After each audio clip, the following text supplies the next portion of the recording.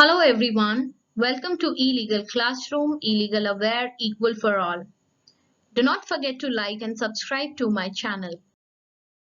In this video, we are going to discuss about how to draft a perfect case, the guidelines for drafting a perfect case, सही याचिका दायर करने के दिशा निर्देश के बारे में आज हम इस वीडियो तो चलिए आगे बढ़ते हैं और जानते हैं कि एक सही याचिका दायर करने के दिशा निर्देश क्या होते हैं. What are the guidelines for drafting a perfect case? So before starting this video, I just wanted to tell you that according to a successful lawyer, it is very necessary to know the basic principles of drafting a planned written statement or the petition. The result of the whole case is completely depend on the strength of pleadings, and well drafted pleadings are the stepping stones for getting the justice in the court. So the pleadings in a suit are below. So the basic pleading is defined in the Code of Civil Procedure in Order 6, Rule 1 as below. So here the pleading shall mean the pledge or written statement. Here you can see that the pleading shall mean pledge or written statement. आप देख सकते हैं कि pleading को order 6 नियम 1 में civil प्रक्रिया के कोड में परिभाषित किया गया है.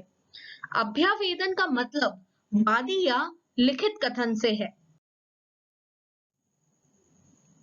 इसी के साथ ही ऑर्डर 6 रूल 2 कहता है कि every pleading shall contain only a statement in concise from form of the material fact and on which the party pleading relies for his claim or a defense as the case may be, but not the evidence by which they are to be proved. Here, the basic principles of the pleading is that the pleading should be referred to fact alone. Here, the pleading should refer to fact alone, and it should not be argumentative pavement. It should not be argumentative pavement. तो यहाँ पर जो बात कही गई है कि हर कारावास यहाँ पर आप देख सकते हैं every pleading shall contain only a statement in concise form of the material fact on which the party pleading relies for his claim or defense as the case may be. तो यहाँ पर कहा गया है कि हर कारावास में शामिल होगा जो भी भौतिक तथ्यों को सबूत या साक्ष्य के लिए नहीं, जबकि हर कारावास में शामिल होगा और इस सामग्री के संक्षिप्त रूप में केवल एक बयान शामिल होगा. ठीक है. जिस पार्टी ने दावा किया है कि वह अपने दावे या बचाव के लिए निर्भर करता है और जैसा कि मामला हो, लेकिन यदि साक्ष्य नहीं है, यहाँ पर देख सकते हैं आप कि अगर कोई भी evidence by which they are to be pro, जो अगर कोई साक्ष्य नहीं है जिसके द्वारा वे समर्थ हो सकते हैं, उस समय पर जो भी वसीयतनामा के मूल सिद्धांत यह है कि जो भी विनम्रता को अकेले तथ्य का उल्लेख होना चाहिए. यहाँ पर the pleading should refer to fact alone. It should not be argumentative pavement. उसको अकेले तथ्य का उल्लेख होना चाहिए, यह तर्क संगत नहीं होना चाहिए. आर्ग्यूमेंटेटिव पेवमेंट नहीं होना चाहिए. Discuss about the objective of pleading. तो आप यहाँ पर देख सकते हैं that it is well settled position of law that the whole object of pleading is to give fair notice to each party of which the opponent's case is and to ascertain with precision the point on which the parties agree and those on which they differ, and thus to bring the parties to a definite issue. तो यहाँ पर बताया गया है कि जो भी कानून की स्थिति ठीक से तय की गई है कि प्रतिवाद करने का पूरा उद्देश्य प्रत्येक पक्ष को उचित नोटिस देना है कि विरोधी का मामला क्या है, और यह सुनिश्चित करने के लिए कि परिशुद्धता उन बिंदुओं पर जो पार्टियां सहमत हों और उन जिस पर उनकी राय अलग अलग होती है, और पार्टियों को एक निश्चित मुद्दे पर लाने की कोशिश करता है। तो यहाँ पर जो भी पर्पस है, here you can see the purpose of the pleading is also eradicate irrelevancy. In order have a fair trial, it is imperative that the party should state the essential facts so that other party may not be taken by surprise. The parties thus themselves know what are the matter left in dispute and what fact they have to prove as the proceeding, and are thus given an opportunity to bring forward such an evidence as may be appropriated. ऐसे evidence लेकर के आए जो कि ऐसे evidence को आगे लेकर के आना चाहिए जो कि एप्रोप्रिएट हो। यहाँ पर अपील करने का उद्देश्य भी अपरिहार्यता को समाप्त करना है। निष्पक्ष सुनवाई के लिए यह जरूरी है कि पार्टी को आवश्यक तथ्यों को कहना चाहिए ताकि अन्य पार्टी इस प्रकार खुद जानते हैं कि विवाद में क्या मामला छोड़ा गया है और कार्यवाही में उन्हें क्या साबित करना है, और इस प्रकार उन्हें ऐसे साक्ष्यों को आगे बढ़ाने का अवसर दिया जाना चाहिए, ऐसे तथ्यों को आगे बढ़ाने का अवसर देना चाहिए where such the evidence may be appropriate, जहां पर जो भी तथ्य हों वो appropriate हों। अब इसके बाद में appropriate को उपयुक्त कहते हैं, जो उपयुक्त हों, जो appropriate हों। यहाँ पर the main objective of pleading is to find out and narrow down the controversy between the parties. यहाँ पर पक्षों के बीच जो विवाद को समझे और संकीर्ण कर दे। Contention which are not based on the pleadings cannot be permitted to be raised either at the time of arguments or at the appellant stage. तो यहाँ पर जो है, जो पहले पर आधारित नहीं है, इस मुद्दे पर या तो तर्क के समय या तो अपीलीय चरण में उठाया जा सकता है। जो भी मेन ऑब्जेक्टिव है of pleading, it is to find out and narrow down the controversy between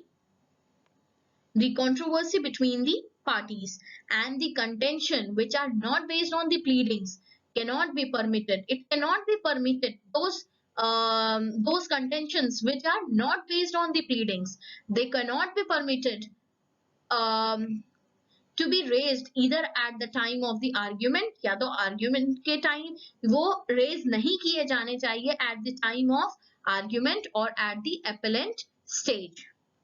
Okay, वह यह तर्क के समय या अपीलीय चरण के समय उठाया इस मुद्दे पर या तो तर्क के समय या तो अपीलीय चरण के समय उठाया जा सकता है।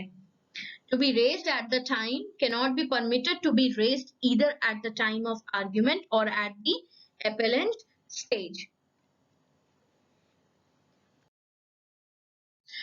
और अब जानते हैं कि कितने प्रकार से एक सूट के मुख्य रूप में से दो प्रकार की वकालत की जाती है, जिसमें पहला जो होता है उसे हम कहते हैं प्लांट। यहाँ पर आप देख सकते हैं, उसे हम कहते हैं plant. So there are two types of pleading mainly in a suit.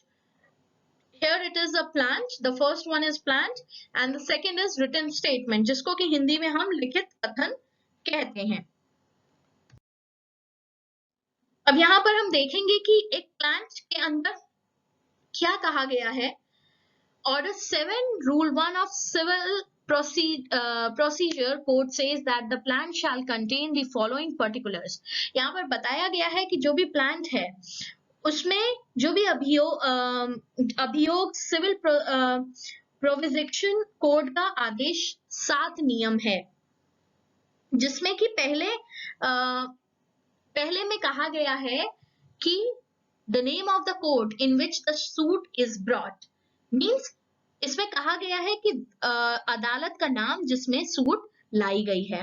उसके बाद में वादी के नाम, विवरण और निवास स्थान, means the name and the description and place of the residence of the plaintiff. अब इसके बाद में जो भी डिफेंडेंट है उसका नाम, वो उस प्रतिवादी के नाम का नाम, निवास का नाम, विवरण और जगह जहां तक उनका पता लगाया जा सकता है। Then where the plaintiff or defendant is a minor or a person of unsound mind, मतलब जहां पर वादी या प्रतिवादी एक नाबालिग या अस्वस्थ मन का एक व्यक्ति है, उस प्रभाव का एक बयान, a statement to that effect। अब इसके बाद the fact constituting the cause of action and when it arose, means यह तथ्य है कि कार्रवाई का कारण बनता है और जब यह उठता है। The fact showing that the court has jurisdiction, here यहाँ पर आप देख सकते हैं कि तथ्य यह दिखा रहा है कि अदालत क्षेत्राधिकार है। यहाँ पर जो अदालत है वह क्षेत्राधिकार है, जो कि यहाँ पर आप देख सकते हैं the fact showing that the court has the jurisdiction। Now the 7th point is that the relief which the plaintiff claim, means राहत जो वादी का दावा है। Then where the plaintiff has allowed a set of relinquished a portion of his claim, so यहाँ पर आप देख सकते हैं कि जो भी plaintiff है, plaintiff has allowed a set of relinquished a portion of his claim, here it is a portion of his claim। तो यहाँ पर जो भी वादी है, वादी ने अपने दावे का एक हिस्सा बंद कर दिया है या उसे छोड़ दिया है। So here the amount so allowed or so relinquished, तो यहाँ पर इस तरह की अनुमति या इतनी रियासत राशि, जहां पर एक वादी ने अपने दावे का एक हिस्सा बंद कर दिया है या तो उसे छोड़ दिया है, इस तरह की अनुमति या इतनी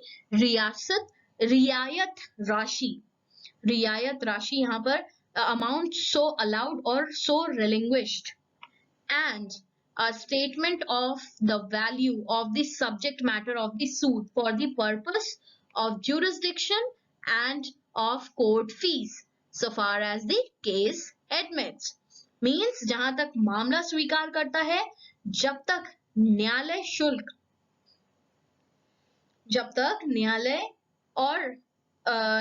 शुल्क और न्यायालय के उद्देश्य के लिए सूट के विषय में मूल्य का बयान।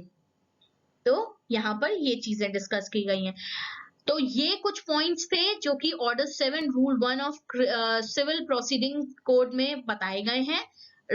It is related to the plant, that the plant shall contain the following particulars।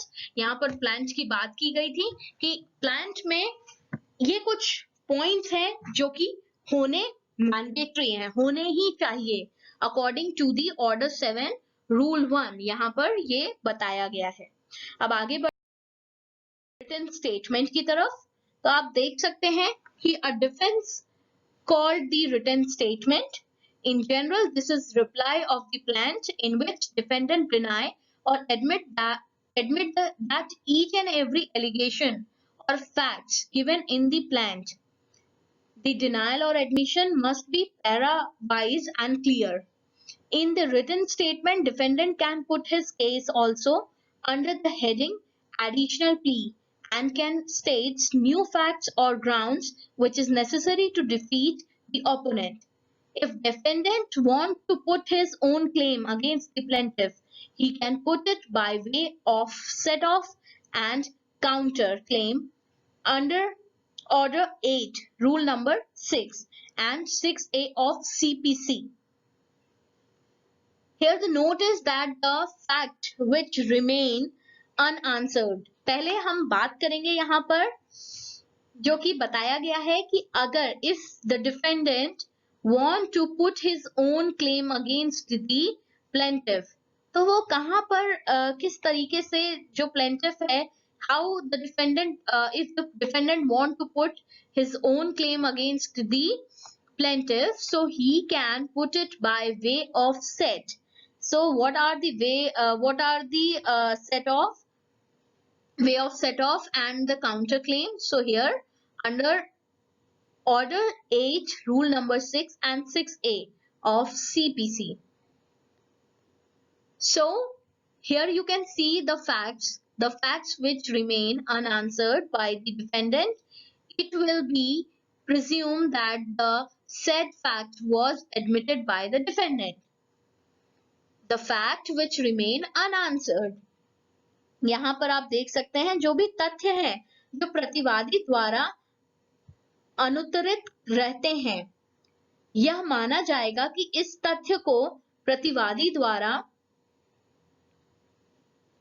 यहाँ पर यह माना जाएगा कि यह माना जाएगा कि इस तथ्य को प्रतिवादी द्वारा स्वीकार किया गया है और सामान्यतया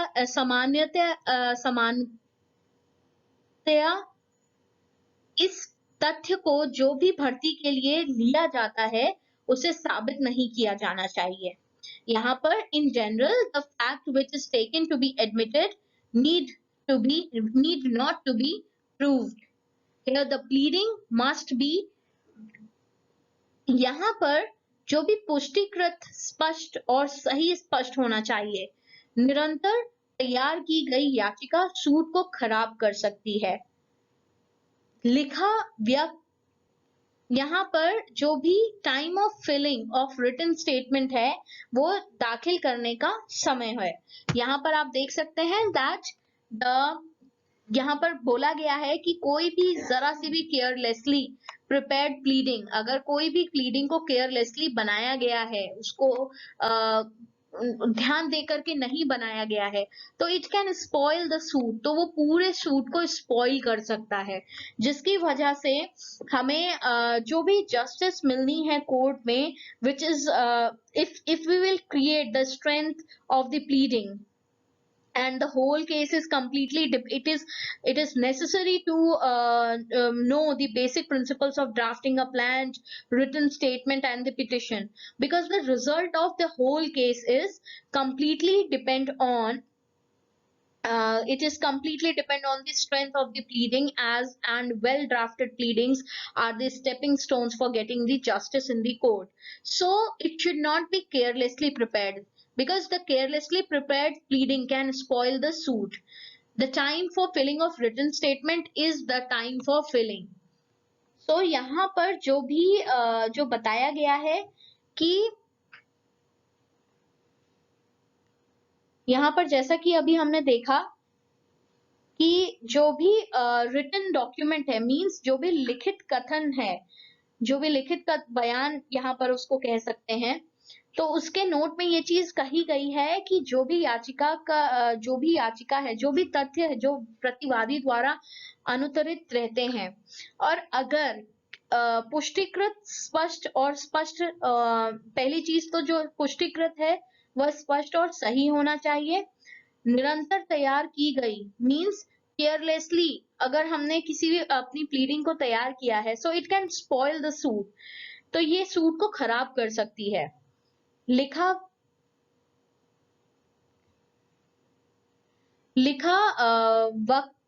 वक्तव्य दाखिल करने का समय, मतलब दाखिल करने का समय, टाइम फॉर फिलिंग। सो हमने बात करी प्लान्ड और रिटन, यहाँ पर हमने बात किया प्लीडिंग के बारे में, उसके बाद में हमने बात किया कि how many types of pleading mainly, So यहाँ पर दो तरीके, mainly in a suit, so there are two kinds of pleadings mainly in the suit, and basically the first one is the planned and the written statement. तो हमने उस बारे में बात किया. Order 7 में, Order 7 Rule 1 of Civil Procedure Code says that the plan shall contain the following particulars. हमने उन 9 particulars के बारे में बात किया कि किस किस तरीके से जो भी प्लान है वो कितनी चीजों पर डिपेंड करती है. जो भी सिविल प्रोसीडिंग्स होती हैं उसके अकॉर्डिंग जो भी आदेश 7 के नियमों में बताया गया है उन पर डिपेंड करती है. उनमें कहा गया है कि जो भी विवाद में निम्नलिखित विवरण होंगे तो उनमें उन विवरणों के बारे में हमने बात किया. इसके अलावा हमने बात किया रिटन स्टेटमेंट के बारे में, जिसे लिखित बयान कहा जाता है. आप हमेशा ध्यान रखिएगा कि अगर आप अपनी जो याचिका है उसको दायर कर रहे हैं और तो हमेशा ये याद रखें कि पूरे मामले का परिणाम पूरी तरह से समर्पण की ताकत पर निर्भर करता है. और एक अच्छी तैयार की गई याचिकाएं एक मील का पत्थर है, कह सकते हैं एक स्टेपिंग स्टोन है. तो अपनी प्लीडिंग्स को, अपनी याचिकाओं को बहुत ध्यान से ड्राफ्ट किया करिए, क्योंकि इसी के माध्यम से ही आप अपने मुकदमे को आप कोर्ट में मुकदमे को जीत सकते हैं. तो आज के लिए इतना ही इस वीडियो में. अगर आपको ये वीडियो अच्छा लगा हो तो मेरे channel E legal classroom, E legal aware, equal for all को लाइक और सब्सक्राइब करना ना भूलें. हम मिलेंगे अगली वीडियो में. Thank you and have a nice day.